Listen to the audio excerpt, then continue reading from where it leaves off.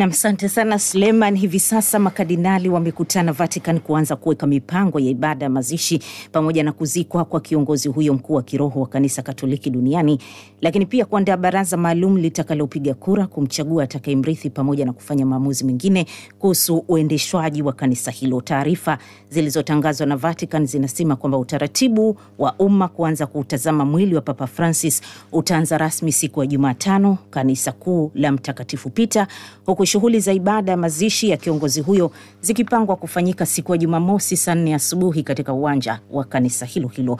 Picha za kwanza za mwili wa Papa uliolazwa katika jeneza akiwa amevishwa mavazi maalum mekundu na kofia ya kiaskofu na kushikilia rozari zimechapishwa leo na kuoneshwa kwa umma, huku akionekana kiongozi wa shughuli za kidiplomasia na kisiasa ndani ya Vatican ambaye anatazamwa kama kiongozi wa juu wa Papa anayesimamia shughuli za kanisa, akiuombea mwili huo katika kanisa la Mtakatifu Marta alikokuwa akiishi Papa. Viongozi mbalimbali wa dunia na Wakristo waumini wa kanisa la Katoliki wameendelea kuomboleza kifo cha kiongozi huyo wa kiroho aliyekuwa wa kwanza katika historia ya kanisa hilo kuchaguliwa Papa kutoka kanda ya Amerika ya Kusini. Kuanzia barani Afrika, Asia, Ulaya na kwingineko, salamu za rambirambi zimeendelea kumiminika, watu wakiukumbuka mchango aliyoutoa Papa Francis. Wafilipino wanamkumbuka kwa roho ya kujali aliowaonesha wagonjwa na walionusurika majanga asili. Mamia ya Wafilipino wamekusanyika leo kwenye misa maalum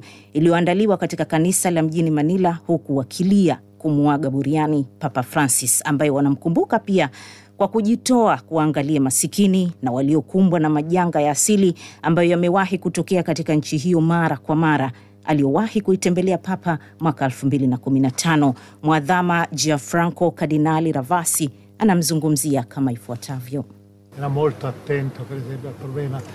Alikuwa Papa msikivu kwa masuala yaliyohusu tamaduni za wanawake na matatizo ya vijana, lakini pia sayansi, teknolojia hadi akili mnemba.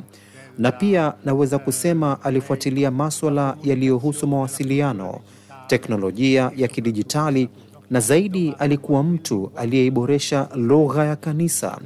Alitumia baadhi ya maneno ambayo yote yalikuwa na mchango mkubwa na kuruhusu watu wajihisi wenye faraja, che permettevano alla gente di sentire una sintonia diretta e immediata.